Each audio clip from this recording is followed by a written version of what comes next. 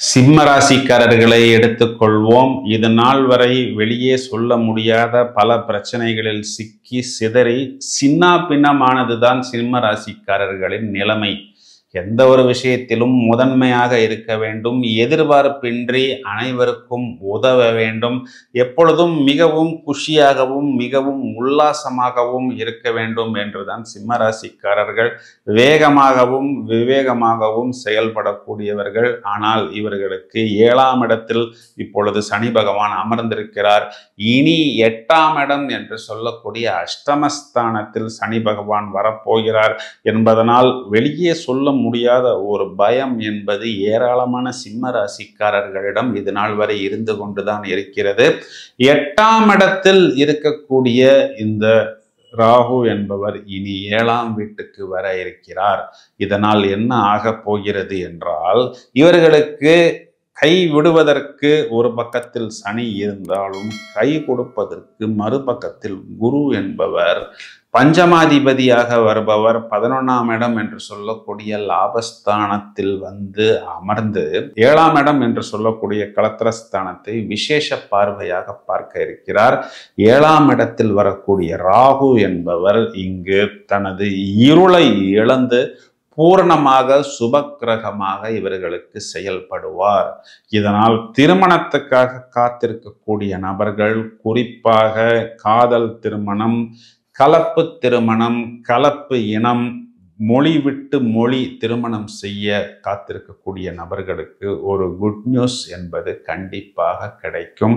கூட்டாளிகளால் இவர்கள் நன்மை ஏற்பட முடியும். அதாவது 7ஆம் இடம் என்பது திருமணம், வியாபாரத்தில் கூட்டாளிகளையும் குறி காட்டுவதனால் இது நாள் வரை இவர்களுக்கு இந்த விஷயத்தில் இருந்த தடை என்பது கண்டிப்பாக விலகும். மேலும் உத்திரட்டாதி நட்சத்திரத்தில் முதலில் ராகு சஞ்சாரம் செய்யும் பொழுது இவர்களது குழந்தைகள் சம்பந்தப்பட்ட விஷயங்களில் சுப நிகழ்வுகள் கண்டிப்பாக ஏற்படும். இதன் காரணம் புத்திரஸ்தானத்துக்கும் குரு பார்வை வந்து அமர்வதனால் வயதை அனுசரித்து கல்வியாக இருந்தாலும், வெளிநாட்டு வேலை வாய்ப்பாக இருந்தாலும், சுபகாரியங்கள் நடக்க வேண்டியதாக இருந்தாலும், வெளிநாட்டுக்கு சென்று படிக்க வேண்டிய விஷயங்களாக இருந்தாலும் முதலில் இவர்களுக்கு ஒரு தெளிவு என்பது கிடைக்கும். அதன் பிறகு ஒரு எதிர்பாராத ஒரு திடீர் அதிர்ஷ்டம் என்பது ராகு பகவான் சதய நட்சத்திரத்தில் சஞ்சாரம் செய்யும் பொழுது எதிர்பார்க்க முடியும். பிறகு ராகு பகவான் அவிட்ட நட்சத்திரத்தில் சஞ்சாரம் செய்யும் பொழுது பித்ருவர்க்கம் என்று சொல்லக்கூடிய தந்தை மூலமாகவும், இவர்களது சொத்துக்கள் மூலமாகவும், அசையும் சொத்துக்களாக இருந்தாலும் அசையாத சொத்துக்களாக இருந்தாலும் ஒரு நல்ல அபிவிருத்தி, அதாவது எனக்கு ஏராளமான கடன் பிரச்சனைகள் இருக்கிறது, எப்பொழுதோ நான் வாங்கி வைத்திருந்த இந்த சொத்தை விற்றுத்தான் எனது கடனை தீர்க்க வேண்டும் என்று கணக்கு போட்டு இருந்து தவித்த சிம்ம ராசிக்காரர்களுக்கு இது நாள் வரை அந்த கடன் என்பது இந்த சொத்து விற்காததனால் அடைக்க முடியாமல் இருந்தது. இவர்கள் எதிர்பார்த்ததை விட ஒரு நல்ல விலைக்கு அந்த சொத்தை இவர்கள் விற்கவும் முடியும், கடனையும் தீர்க்க முடியும், அல்லது அந்த இடத்தை விற்றாலும் வேறு ஒரு நல்ல இடத்தை வாங்க முடியும். 7ஆம் இடத்தில் இருக்கக்கூடிய இந்த ராகு என்பவர் குரு பார்வையில் இவர்களுக்கு அபிவிருத்தியை கொடுப்பதற்கு தயாராக இருக்கிறார். முடிந்தால் வெள்ளிக்கிழமைகளில், செவ்வாய்க்கிழமைகளில் இவர்கள் துர்க்கையை வழிபாடு செய்யலாம். இது நாள் வரை 2ஆம் இடத்தில் இருந்த இந்த கேது என்பவர் இப்பொழுது ஜென்ம ராசிக்கு வருகிறார். ஜென்ம ராசிக்கு கேது பகவான் வரும் பொழுது இவர்கள் பொதுவாகவே யாரையும் சந்தேகப்படாமல் இருப்பது நல்லது. அதாவது ஏதோ ஒரு விஷயத்தை புத்திசாலித்தனமாக நான் கேள்வி கேட்க போகிறேன் என்று சொல்லி சில கேள்விகளை கேட்பதன் மூலம் தேவையில்லாத பிரச்சனைகள் என்பது ஏற்படும். குதர்க்கமான எண்ணங்கள் மனதில் உதிக்காமல் தியானம் மூலம் இவர்கள் மனதை கட்டுப்படுத்துவது, பயிற்சி முயற்சிகளில் இறங்குவது புத்திசாலித்தனம். மேலும் ஏதோ ஒரு விஷயத்தை இவர்கள் ஏதோ விட்டு கொடுத்தது போல் இருப்பார்கள். அதனால் இவர்களுக்கு ஒரு பாதிப்பு இல்லை. நான் இந்த பதிவின் தொடக்கத்தில் சொன்னபோது கேது பகவான் எங்கே அமர்ந்திருக்கிறாரோ அந்த இடத்தை பொறுத்து உங்களுக்கு ஞானத்தை கொடுப்பார். உங்கள் ராசியில் வந்து அமர்வதனால் உங்களுக்கு ஒரு தெளிந்த ஞானம், அதாவது இந்த விஷயத்தில் நாம் பயணிக்கலாமா வேணாமா போன்ற ஒரு தீர்க்கமான தெளிவான ஒரு முடிவு என்பது உங்களால் எடுக்க முடியும்.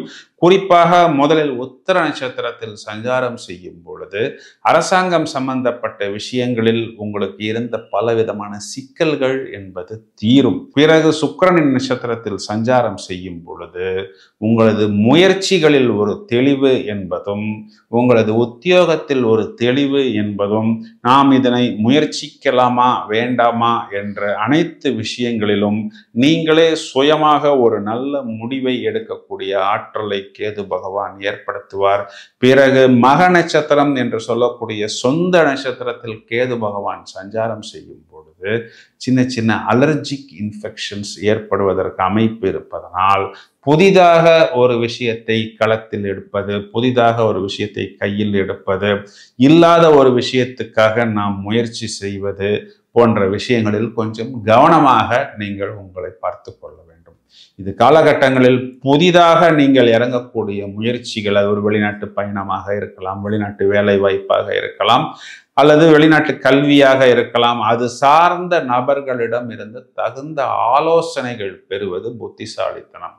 ஜென்ம ராசியில் கேது பகவான் சஞ்சாரம் செய்யும் பொழுது உங்களுக்கு கண்டிப்பாக ஞானத்தை கொடுப்பார்.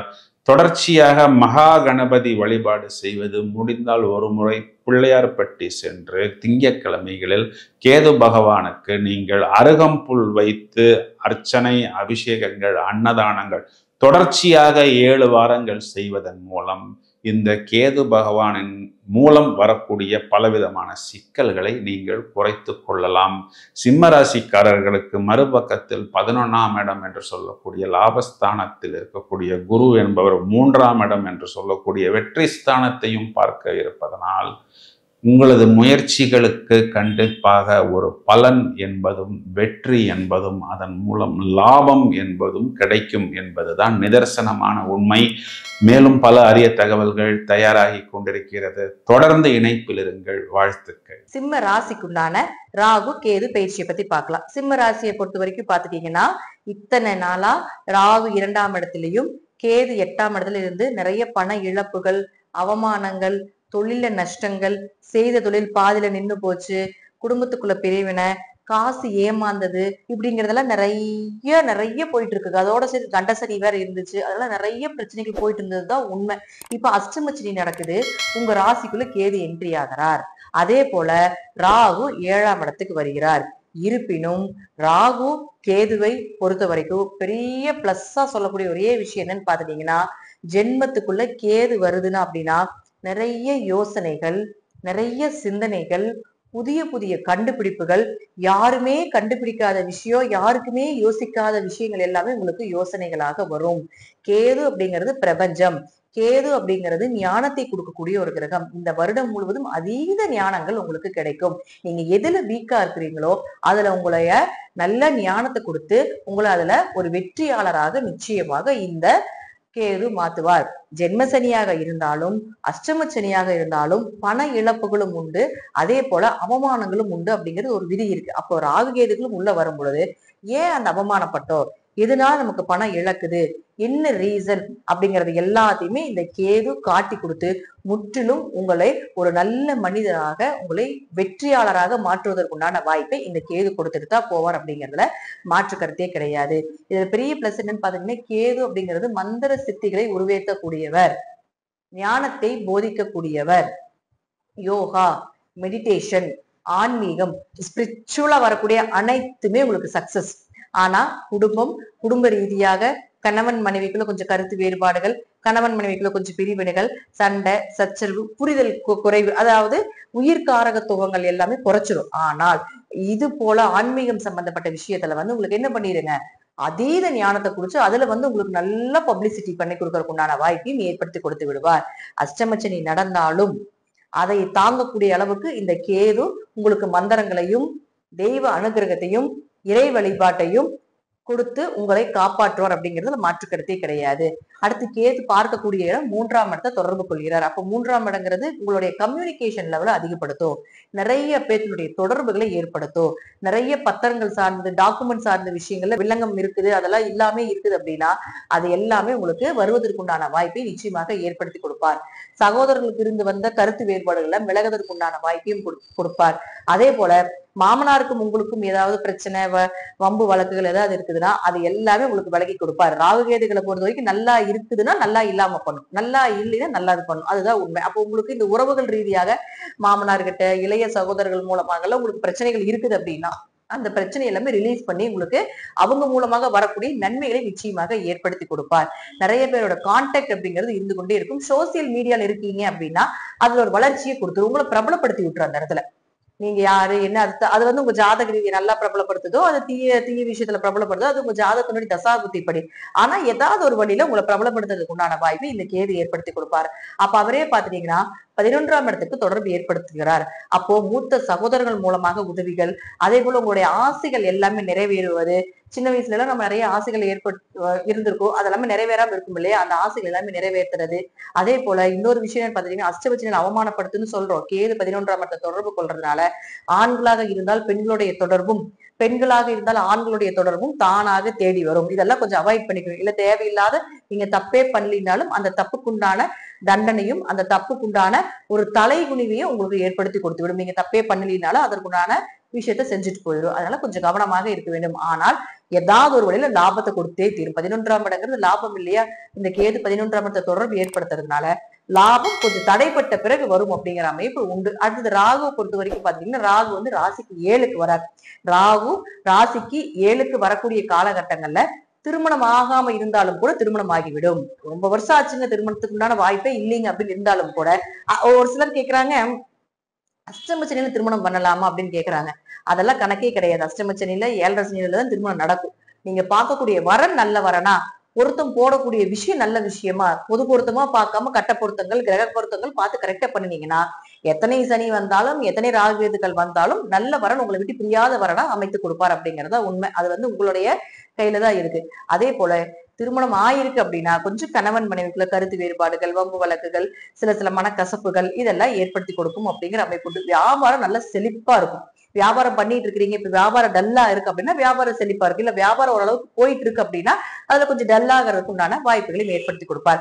அதே போல ராகு வந்து உங்களுக்கு 9ஆம் இடத்த தொடர்புகளை ஏற்படுத்திக் கொள்கிறார். அப்போ 9ஆம் இடத்து தொடர்புகளை ஏற்படுத்தும் பொழுது அப்பா மூலமாக ஏதாவது பூர்வீக சொத்து, பங்காளி சொத்து, இதெல்லாம் சொத்து பிரச்சனை, தடவழி பிரச்சனை, ஒரே பங்காளி 4 பேர் வாங்கியிருக்கிறோம் அதுல எல்லாம் பிரச்சனை வருது அப்படின்னு நினைச்சீங்கன்னா அதற்கெல்லாம் ஒரு நல்ல தீர்வை ஏற்படுத்தி கொடுப்பார்.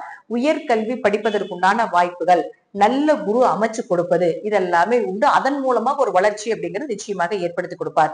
9ல் ராகு தொடர்பு ஏற்படுத்தி கொடுக்கக்கூடிய ஒரு காலகட்டங்கள்ல படிப்பு தடை, நல்லா படிச்சுட்டு இருக்கிறீங்கன்னா கொஞ்சம் படிப்பு தடைகள் ஏற்படும். அல்லது அப்பாவோட பூர்வீக சொத்தெல்லாம் பிரச்சனை இல்லாம இருக்கு அப்படின்னா பிரச்சனைகளை ஏற்படுத்தி கொடுக்கும். எது இருக்கோ அது அப்படியே ஆப்போசிட் செஞ்சு கொடுத்துட்டு போயிடுவார். குரு அமையாமையே இருந்தா நல்ல குரு அமையும், அல்லது குரு இருந்தாங்கன்னா அவர்கள் மூலமாக ஒரு மனக்கசப்புகள், அவர்களுக்கு ஏதாவது ஒரு மன சங்கடங்களை ஏற்படுத்தி கொடுப்பதற்குண்டான வாய்ப்பு உண்டு. அடுத்தது பாத்தீங்கன்னா 5ஆம் இடத்தை தொடர்பு கொள்ளுது. அப்ப 5ஆம் இடத்தை தொடர்பு கொள்ளுதுன்னா குழந்தைகளுக்கு உண்டான தேவைகளை பூர்த்தி பண்ணுவீங்க. அடுத்தடுத்து அந்த குழந்தைக்கு என்ன பண்ணலாம், என்ன செய்யலாம், அவர்களுக்கு உண்டான வாழ்க்கைக்கு உண்டான வழிகாட்டி என்ன, அவர்களுக்கு என்ன சேர்த்து வைக்கலாம் அப்படிங்கிற எல்லா அமைப்பையும் ஏற்படுத்தி கொடுப்பார். 5ங்கிறது அதிர்ஷ்டம் சொல்றோம். அப்ப இன்னும் கொஞ்சம் அதிர்ஷ்டம் பெறுகிறதுக்கு உண்டான வாய்ப்பு இருக்குது. மேடம் அஷ்டமச்சனியில அதிர்ஷ்டம் வருமா? அஷ்டமச்சனியிலே நிறைய ஜெயிச்சவங்க இருக்காங்க. அஷ்டமச்சனிலேயே நிறைய பேர் வந்து கோடீஸ்வர யோகத்தை பெற்றவர்கள் இருக்காங்க. அது வந்து உங்களுக்கு அந்த ஜாதகத்தினுடைய பலத்தை பொறுத்து தான். அப்போ ஜாதகம் பலமாக இருக்குன்னா ஏதாவது ஒரு வழியில அதிர்ஷ்டங்கள் உங்களை தேடி வரும். கஷ்டம் வரும், கஷ்டம் வராமலாம் இருக்காது, கஷ்டத்துக்கு அப்புறம் கொடுப்பார் அப்படிங்கறதா உண்மை. அதே போல உங்களுக்கு 5ஆம் இடத்த தொடர்புகளை ஏற்படுத்தி கொள்ளும் பொழுது குலதெய்வம் ஸ்தானம் சரியில்லாம இருக்கிறவங்க, குலதெய்வ வழிபாடு பண்ண முடியாம இருக்கிறவங்க, குலதெய்வமே தெரியலீங்க, தெரிஞ்சுமே எங்களுக்கு பிரயோஜனம் இல்லைங்க, 2 குலதெய்வம் இருக்குது, 3 குலதெய்வம் இருக்குது, யாரை கும்பிடுறதுன்னு தெரியல, எங்க போறதுன்னு தெரியல, இப்படி குலதெய்வம் சார்ந்த விஷயங்கள் எல்லாமே வந்து உங்களுக்கு நிவர்த்தி ஆகும். நல்ல குலதெய்வத்துல கண்டுபிடிக்கிறதுக்கு உண்டான வாய்ப்பு, குலதெய்வத்துக்கு கடா வெட்டுறது, விருந்து வைக்கிறது, படையல் வைக்கிறது, இப்படி குலதெய்வத்துக்கு உண்டான எல்லா விஷயத்தையும் செய்யறதுக்கு உண்டான வாய்ப்பை நிச்சயமாக இந்த ராகு ஏற்படுத்தி கொடுப்பார். அதே போல உங்களுக்கு பாருங்க 5ஆம் இடம் அப்படிங்கிறது குழந்தைகளுடைய ஒழுக்கத்துல கொஞ்சம் கை வைக்கும். சோ அதுலயே கொஞ்சம் கவனமா இருந்து பாத்துட்டீங்கன்னா இருக்க இருக்க இருக்க இருக்க மேன்மேலும் குடும்ப ஒற்றுமையிலையும் கொஞ்சம் நல்ல கவனத்தை செலுத்தும் பொழுது மேன்மேலும் உங்களுக்கு வளர்ச்சி அப்படிங்கிறது நிச்சயமாக உண்டு. என்னதான் வந்து அஷ்டமச்சனி பயத்தை கொடுத்தாலும், என்னதான் அஷ்டமச்சனி பாதகத்தை கொடுத்தாலும், கேது உள்ள என்ட்ரி ஆகும் போது தடை தாமதத்தை கண்டிப்பா கொடுக்கும். ஆனா இறை வழிபாட்டையும் தெய்வ நம்பிக்கையும் குல தெய்வத்தினுடைய அனுகிரகத்தையும் தெய்வ வசியத்தையும் நீங்க இப்போ கேது வந்து மந்திரம்னு சொல்றோம், மாயம் மந்திரம் இதெல்லாமே கேது ராகு கேதுகளுக்கு வரும். அதுல கேது வந்து மந்திரங்கள், மந்திர ஜபம், உருவேத்துறது எல்லாமே கேதுதான். அப்ப உங்களுக்கு என்ன ஆகும்னா 3ஆம் இடத்தை தொடர்பு கொள்ளும் பொழுது தெய்வத்தை வசியம் பண்ணக்கூடிய சக்தி இப்ப இருக்கு. அப்ப சிம்மராசிக்காரங்க சிம்ம லக்னத்துக்காரங்க எல்லாம் தெய்வத்தை வசியம் பண்ணணும்னு நீங்க நினைச்சீங்கன்னா இந்த நாட்களை பயன்படுத்தி கொள்ளலாம். இந்த 1.5 வருட காலங்கள் உங்களுடைய இஷ்ட தெய்வங்கள், உங்க குலதெய்வம், எந்த தெய்வத்தை நீங்க நினைச்சு உருவேற்றி வைக்கிறீங்களோ அது உங்களுக்கு அப்படியே வந்து நின்று பேசும், உங்க கூடவே துணை இருக்கும் அப்படிங்கறத முற்றிலும் உண்மை. சோ சிம்மத்தை பொறுத்த வரைக்கும் பாசிட்டிவா ஸ்பிரிச்சுவல் நிறைய இருக்கு. அதே போல நெகட்டிவா பாத்துட்டீங்கன்னா கொஞ்சம் உறவுகள் ரீதியான விஷயத்துல கொஞ்சம் கவனமாக இருந்து செயல்படுத்தி கொண்டால் இந்த ராகு கேது பயிற்சி மிக யோகமான பயிற்சியாக மாறும் அப்படிங்கிறதுல மாற்று கருத்தே கிடையாது. குருபியோ நமஹ. நான் ஆஸ்ட்ரோ முத்து ரமா பாலாஜி, கோவையிலிருந்து ஸ்ரீ முத்துக்காளி ஜோதிடம். இப்போ நம்ம பார்க்க இருக்கிறது சிம்ம ராசி சிம்ம லக்னக்காரர்களுக்கு இந்த ராகு கேது பயிற்சி என்ன விதமான பலன்களை தரப்போறதுன்னு பார்க்க போறோம். மே மாதம் 18ஆம் தேதி ராகு கேதுக்கள் ஏற்கனவே இருக்கக்கூடிய இடத்திலிருந்து வக்ர கதியில அவங்க டிராவல் பண்ண போறாங்க. ராகுவானவர் மீன ராசியிலிருந்து கும்பத்திற்குள்ளும், கேதுவானவர் கன்னியா ராசியிலிருந்து உங்களுடைய ராசி லக்னமான சிம்மத்திற்குள்ளும் வரப்போறாங்க. சரி, லக்னத்திலேயே ராகுவோ கேதுவோ இருக்கிறது நல்லதா அப்படின்னா கொஞ்சம் சுமாரான பலன்கள் தான். எந்த விதமாக அதை அஃபெக்ட் பண்ணும் அப்படின்னு பார்த்தா, உங்களுடைய ராசிங்கிறது வந்து சந்திரன். இப்போது சந்திரன் மேலே ராகுவோ கேதுவோ பிரயாணம் பண்ணும்போது நம்மளுடைய எண்ணங்களில் ஒரு தெளிவற்ற தன்மையையும் இயல்பான நம்மளுடைய குணத்திலிருந்து கொஞ்சம் ஒரு மாறுபட்ட சிந்தனையையும் கொடுக்கும். அப்போது மனசில் வந்து சில குழப்பங்களை உண்டாக்கக்கூடியவர் ராகு கேதுக்கள். ஏற்கனவே நீங்கள் எப்படி இருக்கீங்களோ அந்த நிலையிலிருந்து மாற்றங்களை தரக்கூடியவர்களும் அவர்களே. பொதுவாக ராகு கேதுக்கள் யாருன்னா, ஒரு மனிதனுடைய கர்மா என்ன, அவன் வந்து என்ன விஷயத்தை வந்து அனுபவித்து அதை இன்னும் பூரணம் அடையாமல் மிச்சம் வச்சு இந்த ஜென்மா எடுத்திருக்காங்கிறத ராகுவும், செய்ய தவறிய கடமைகள் என்ன கடமை இன்னும் பாக்கி இருக்குது, நான் இன்னும் என்ன மிச்சம் வச்சுட்டு பிறந்தேன் அப்படின்னு சொல்கிறத கேதுவும் குறிப்பார்கள். இதுதான் பொதுவாக கர்மா தியரி. இதுதான் சனி பகவானை நம்ம கர்மகாரகர்னு சொன்னால் கூட இந்த ராகு கேதுக்கள் தான் வந்து நம்மளுடைய கர்மா என்ன ஆசிச் அப்படிங்கிறத நம்ம ஜாதகத்தில் அழகாக எடுத்து கொடுப்பாங்க. ராகு பகவானை வந்து அப்பா வழி பாட்டனாருக்கும், கேத்துவை அம்மா வழி பாட்டனாருக்கும் சொல்கிறது. மாத்ருமகி பித்துமகின்னு சொல்லுவோம் நம்ம. அந்த மாதிரி குறிப்போம் ராகு கேதுக்களை. சரி, இப்போ ராகு வந்து உங்களுக்கு உங்களுடைய ராசி லக்னத்திற்கு 7ஆம் இடத்துல இருக்க. 7இல் ராகு இருக்கும்போது என்ன பண்ணுவார்னு கேட்டால், 7ஆம் இடம்ங்கிறது அன்றாடம் நம்ம சந்திக்கக்கூடிய மனிதர்கள், புது தொடர்புகள், நம்ம ஒரு இதில் போடுற இன்வெஸ்ட்மெண்ட்டு, ஒரு பார்ட்னர்ஷிப்பு, நம்மளுடைய கணவன் அல்லது மனைவி, நம்மளுடைய திருமண பந்தத்தை குறிக்கக்கூடிய இடம் 7ஆம் இடம். அங்கே வந்து ராகு உட்காரும்போது என்ன பண்ணுவாருன்னா, ராகு எப்பயுமே தீராத ஒரு ஆர்வத்தையும் ஒரு இன்னும் அதை நிறைய அனுபவிக்கணும் அப்படிங்கிற ஒரு எண்ணத்தையும் கொடுக்கக்கூடியவர். எவ்வளோ கொடுத்தாலும் அவருக்கு பத்தாது, இன்னும் ஐ வாண்ட் மோர் அப்படின்னு சொல்லக்கூடியவர் ராகு பகவான்.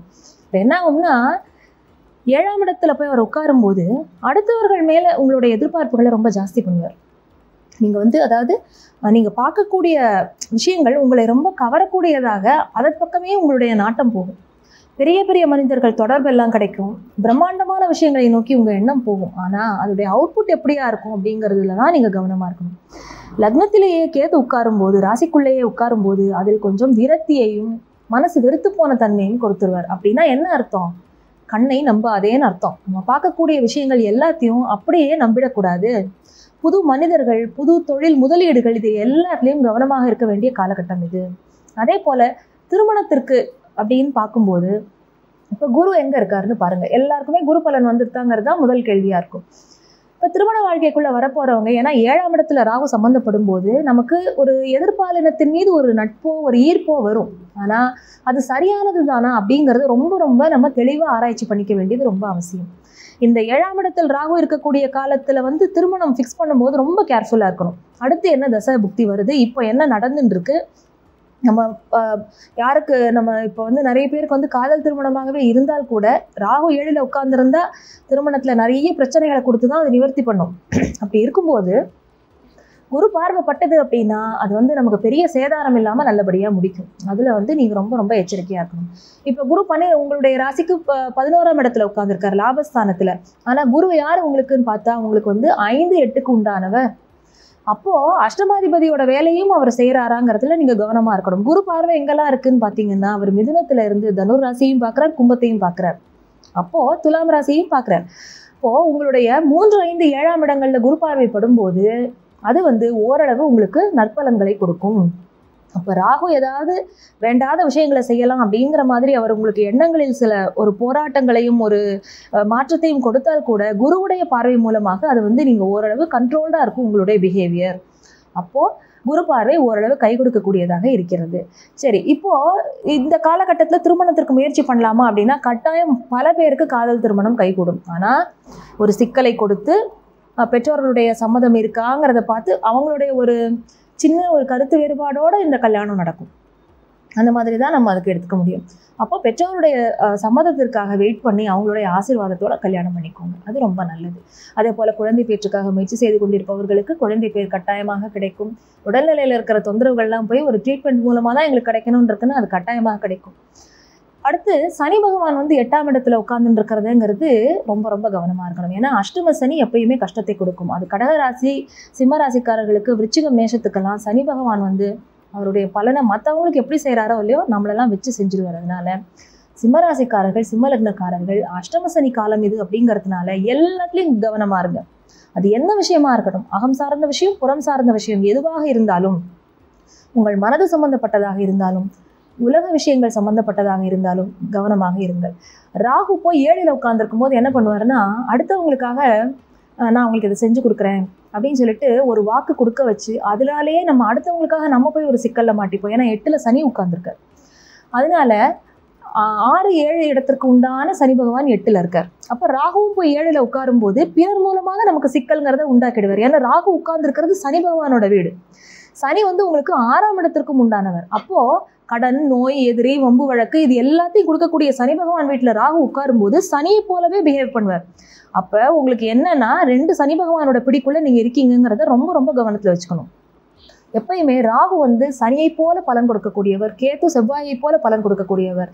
இது ரொம்ப விளையாட்டுக்காக சொல்லலை, சிம்மராசிக்காரர்கள் ரொம்ப எச்சரிக்கையாக இருங்க. இப்போது நம்ம பொதுவெளியிலேயே நம்ம நிறைய பார்க்குறோம், நம்ம நார்மலாகவே கேள்விப்படுறோம். கேஷுவலாக நான் அங்கே போனேன், இப்போ சமீபத்தில் நான் கண்ணெதிர பார்த்த விஷயங்கள், கேள்விப்பட்ட விஷயங்கள் எல்லாமே நீங்களும் இதையே தான் நீங்கள் பார்த்துருப்பீங்க. சாதாரணமாக அவங்க ஒரு இடத்துக்கு போயிருப்பாங்க, சம்மந்தமே இருக்காது, யாருக்காகவோ ஏதோ பேச போய் அவங்க ஒரு வம்பில் மாட்டிப்பாங்க. இது நம்ம அன்றாடம் நம்ம வாழ்க்கையில் நிறைய பேரை நம்ம பார்க்குறோம். அப்போது நமக்கு பிறத்து யாருக்காக நம்ம ஒரு ஜாமீன் போடுறது, இப்போ ஒருத்தர்கிட்ட போய் இல்லைங்க இவங்க எனக்கு தெரிஞ்ச பையன் தான், நீங்கள் கொஞ்சம் பணம் கொடுங்கன்னு சொல்லி வாங்கி கொடுப்போம், அது நமக்கு சிக்கலை கொடுக்கும். அதே மாதிரி நீங்கள் உங்களுடைய பணத்தை ஒருத்தருக்கு கொடுக்குறீங்கன்னு வச்சுக்கோங்க, அதில் நீங்கள் ரொம்ப கவனமாக இருங்க. அப்போது சிம்மராசிக்காரர்களுக்கு உங்களுடைய பேசிக்கலாக உங்களோட நேச்சர் என்ன அப்படின்னா, அடுத்தவங்களுக்கு நீங்கள் ரொம்ப ஹெல்ப் பண்ணுவீங்க. யாருக்காவது பிரச்சனைனா போய் நிற்பீங்க. ஏன்னா ஒரு சிங்கம்ங்கிறது எப்படி இருக்கும், அது ஒரு தாராள குணத்தோடவும், அது ஒரு காட்டுக்கு ராஜா. அப்போ என்னை சுற்றி இருக்கிறவங்கள பற்றின ஒரு கவனமும் கருத்தும் எனக்கு வேணும், அவங்கள பற்றின அக்கறை எனக்கு இருக்குது அப்படிங்கிறதெல்லாம் உங்களுடைய இயல்பான குணாதிசயம். அப்போ அதன் மூலமாகவே நீங்கள் சங்கடங்களையும் சந்திப்பீர்கள். ஏன்னா 7ல் ராகு இருக்கும்போது பிறர் மூலமாக நமக்கு சங்கடங்கள்னு கொடுப்பார். அதில் ரொம்ப ரொம்ப எச்சரிக்கையாக இருங்க. வேறு நற்பலன்கள்லாம் எதுவுமே இல்லையா, சொல்ல மாட்டிங்களா அப்படின்னா, திருமண முயற்சிகள் கட்டாயம் பலிதமாகும். 3ஆம் இடம்ங்கிறது உங்களுடைய முயற்சி ஸ்தானம். அதாவது நீங்கள் பாடாப்பட்டு ஒரு விஷயத்தை செய்வீங்க, அது உங்களுக்கு கிளிக் ஆகிறதோ இல்லையோ, எதிர்பாராமல் டக்குன்னு ஒரு திடீர்னு தோணித்து இதை பண்ணினேன் அப்படிங்கிற விஷயம் ரொம்ப சக்ஸஸ்ஃபுல்லாக போய் முடியும். ஏன்னா 5ஆம் இடத்திற்கும் 8க்கும் உடைய குரு பகவான் தான் உங்களுடைய 3ஆம் இடத்தை பார்க்குறாரு. அப்போ எதிர்பாராத விஷயங்களை அவர் லாபத்தையும் கொடுப்பார். அதனால் அதில் நீங்கள் கவலைப்பட வேண்டிய அவசியமே இல்லை. என்னோட தொழில் விஷயங்கள்லாம் எப்படி இருக்கும் அப்படின்னா, அதில் கொஞ்சம் சிக்கல்கள் இருக்கும். இப்போ ஏன்னா சனி பகவான் உங்களுக்கு 8ஆம் இடத்தில் இருந்து கொண்டு ஒரு 10ஐயும் பார்ப்பார். அப்போது சனி தன்னுடைய பார்வைப்படும் இடங்களில் கட்டாயமாக தொந்தரவுகளை கொடுப்பார். உடல் நலத்தில் ரொம்ப ரொம்ப கவனமாக இருக்கணும். ஏன்னா சனி ராகு இதோட பிளேஸ்மெண்ட் ரொம்ப உங்களுக்கு ஒரு நெருக்கடியை கொடுக்கக்கூடிய வகையில் தான் இருக்குது. இப்போ 6ஆம் இடத்து அதிபதியும் 8ல் போய் உட்கார்ந்துருக்கார். 7ல் ராகு இருக்கிறதும் அது சனி பகவானுடைய வீடாகவே இருக்குது. அப்போ என்ன பண்ணுவார்னா, மனைவி மூலமாக நமக்கு நிறைய அவங்களுக்கு உடல் உபத்திரவங்கள், மனைவி மூலமாக நமக்கு ஒரு மன சங்கடங்கள், நமக்கும் அவங்களுக்கும் உண்டான கருத்து வேறுபாடு, அதே போல் கணவனுக்கும் மனைவிக்கும் நடுவில் இருக்கக்கூடிய விஷயங்களில் தொந்தரவுகள் இதெல்லாம் வரும். அது என்னன்னு பார்த்தா கடைசியில் அதுக்கு காரணம் ஒரு 3ஆம் நபராகத்தான் இருப்பார். அதனால அதில் நீங்கள் ரொம்ப ரொம்ப கவனமாக இருக்கணும். யாருக்காகவும் நம்ம ஒருத்தர் விட்டு கொடுக்கக்கூடாது அப்படிங்கிற விஷயத்தில் கணவன் மனைவி ரொம்ப ரொம்ப கவனத்தோடு இருந்தீங்க அப்படின்னாலே பாதி விஷயங்கள் இதிலே சால்வ் ஆகிடும். ஜஸ்ட் நீங்கள் கண்டக சனின்னு சொல்லக்கூடிய 7ஆம் இடத்து சனியை பார்த்தாச்சு. இப்போ 8ஆம் இடத்திற்கு வரும்போது அந்த அளவுக்கு அவர் மோசமாக இல்லைனாலும் குரு வீட்டில் இருக்கிறதுனால ஓரளவு தன்மையாக தான் அவர் தன்னோட பலன்களை கொடுப்பார். அதனால நீங்கள் கவலைப்பட வேண்டாம். குரு பகவானுடைய பார்வை பலமே உங்களுக்கு நிறைய விஷயங்களை சால்வ் பண்ணி கொடுக்கும். பல பேர் அவங்களுடைய திருமண வாழ்க்கை ரொம்ப ஒரு சோதனையாக இருக்குது அப்படின்னு சொல்லிட்டு நிறைய பேர் டிவோர்ஸ்க்கு ஃபைல் பண்ணி வெயிட் பண்ணிட்டு இருக்கிறவங்களுக்கு எல்லாமே நிறைய உங்களுக்கு ஒரு மன போராட்டங்களுக்கு பின்னாடி தான் அது முடிவுக்கு வரும் கட்டாயமாக. அதனால நீங்கள் கவலைப்படாமல் இருங்க. அடுத்த குரு பெயர்ச்சி எப்போ உங்களுக்கு மறுமண வாய்ப்புகள் நிறையவே வரும். அதனால இந்த காலத்தை, இந்த 1.5 வருட காலம் வந்து உங்களுக்கு ஒரு ஹீலிங் டைமாக வச்சுக்கோங்க. பெஸ்ட்டு என்ன நான் சொல்லுவேன் அப்படின்னா, சிம்மராசி சிம்மலக்னக்காரர்கள் தயவு செஞ்சு ஏதாவது செல்ஃப் ஹீலிங்னு ஏதாவது பண்ணிக்கோங்க. அதுவும் போய் நீங்கள் வேற ஒரு இடத்துல பணத்தை கொடுத்து ஏமாந்துடாதீங்க யாரையும் நம்பி. நீங்களே ஒரு நாளைக்கு ஒரு 10 நிமிஷம் 15 நிமிஷம் கண்ணை மூடி அழகாக தியானம் பயிற்சி பண்ணுங்க. உங்களுடைய மனதுக்கு இப்போதைக்கு தேவை என்ன அப்படின்னா செல்ஃப் இன்ட்ரோஸ்பெக்ஷன். கேதுவும் அதை தான் பண்ண போறாரு. லக்னத்திலேயும் ராசிக்குள்ளேயும் உட்கார்ந்துருக்கிற கேது என்ன பண்ணுவார் அப்படின்னா, நான் யார், எனக்கு ஏன் இப்படி நடக்கிறது, நம்மளை பற்றியே நம்மளை யோசிக்க வைப்பார். நமக்குள்ளேயே நம்மை ஆழ்ந்து தேட வைப்பார். உன்னை உனக்குள் தேடுன்னு சொல்லுவாங்கள்ல, அது மாதிரி நம்மளை தேட வைப்பார். கேது கட்டாயமாக அதை பண்ணுவார். இப்போ அடுத்தது குரு பகவான் வந்து கடகத்திலிருந்து அடுத்து சிம்மத்துக்கும் வரும்போது அந்த 2026 கடைசி முடிஞ்சு 2027 பிறக்கிறது இல்லையா, அந்த காலகட்டத்தில் உங்களுடைய வாழ்க்கை வந்து நீங்கள் முற்றிலும் ஒரு புதிய மனிதராக மாறுவீர்கள். இந்த கிரகங்களுடைய பெயர்ச்சி எல்லாமே என்னன்னா, மனிதனுடைய வாழ்க்கையில் நமக்கு பல பல அனுபவங்களை கொடுத்து நம்மளை ஒரு புடம்போட்ட தங்கம் மாதிரி ஆக்கிறதுக்கு தான். சனி பகவானோட வேலை என்ன அப்படின்னா, ஒரு 30 வருடத்துக்கும் நம்ம ராசிக்குள்ளே வந்து அந்த 7.5 சனி காலம்னு சொல்லக்கூடிய 7.5 வருடங்கள் நம்மளை வந்து அந்த 27.5 வருடம்னு கணக்கு வச்சுக்கோங்க. ஏன்னா நமக்கு முந்தின ராசி, நம்மளுடைய ராசி, அடுத்த ராசி இல்லையா. அந்த 27.5 வருடங்களுக்கு ஒரு தடவை வந்து நம்மளை பலவித சோதனைகளுக்கு ஆட்படுத்தி நமக்கு நல்ல வாழ்க்கை பாடத்தை சொல்லி கொடுத்துட்டு போவார். அப்போ அது அடுத்த 25 வருஷத்துக்கு தாங்கும். ஏன்னா நம்ம வாழ்க்கையோட முக்கியமான ஸ்டேஜஸ் எல்லாத்தையும் நம்ம தாண்டியிருப்போம். இது வந்து உங்களுக்கு வந்து ஒரு கடுமையான பாடம்னு சொல்ல முடியாது, ஓரளவு சமாளிக்கக்கூடிய பாடங்களாக தான் இது இருக்கும். ஆனால் எந்த இடத்துல நான் கவனமாக இருக்கணும் அப்படிங்கிறத நம்ம இப்போ தெளிவாக சொல்லிட்டோம். ஸோ அதை நீங்கள் உங்கள் மனசில் குறித்து வச்சுக்கோங்க. நீங்கள் இருக்கிற இடமே தெரியாமல் இருங்க.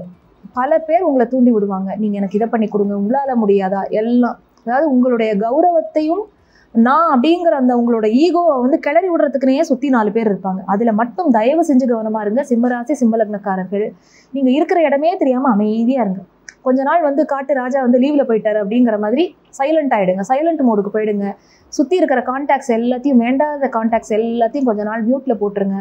அப்போ நல்லாயிருக்கும். நீங்கள் வந்து பெரிய பிரச்சனைகள்ல இருந்தெல்லாம் நீங்கள் தப்பிச்சுக்கலாம். அதனால் நம்மளுடைய அந்த நான் அப்படிங்கிற அந்த கர்வத்தை அடக்கிறதுக்கு தான் சனி பகவான் வேலை செய்வார். அதனால் நம்மளே நமக்குள்ளே அமைதியாக போயிட்டோம் அப்படின்னா அதில் பிரச்சனையே வராது. சிம்மராசிக்காரர்கள் தைரியத்துடன் தாண்டி வரக்கூடிய காலகட்டம் தான் இது. இறை வழிபாடு, ஏதாவது ஒரு தியானம் நம்மளுடைய மனசை வந்து அடக்கிறதுக்கும் நம்மளுடைய எண்ணங்களை செழுமைப்படுத்திக் கொள்வதற்கும் அதை மட்டும் நீங்கள் பண்ணினீங்கனாலே ஈஸியாக இந்த காலகட்டத்தை கடந்து வந்துடலாம். வாழ்த்துக்கள். சிம்மத்தை பொறுத்த வரைக்கும் பார்த்தீங்கன்னா இவங்களுக்கு வந்து 12 கிட்டத்தட்ட இப்போ சனியுடைய இருப்பிடம் பார்க்கும்போது 5ஆம் வீடு.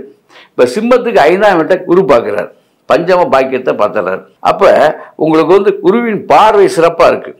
நினைச்சதெல்லாம் உங்களுக்கு வந்து நல்லபடியாக மகிழ்வை தரக்கூடிய ஆண்டாக இது இருக்கும். அதே மாதிரி இவங்களுக்கு 5, 6, 7, 8ல் சனி இருக்கார். இந்த 8ஆம் இடம் வந்து அவங்களுக்கு வந்து சனி இருக்கிறதுனால இவங்களுடைய, அதாவது இவர்கள் இந்த கோர்ட்டு வழக்கு வம்பு இந்த விஷயங்களுக்குள்ள போய் இவங்களே தலையிடக்கூடாது. இந்த ஆண்டு வழக்கு போடணும்.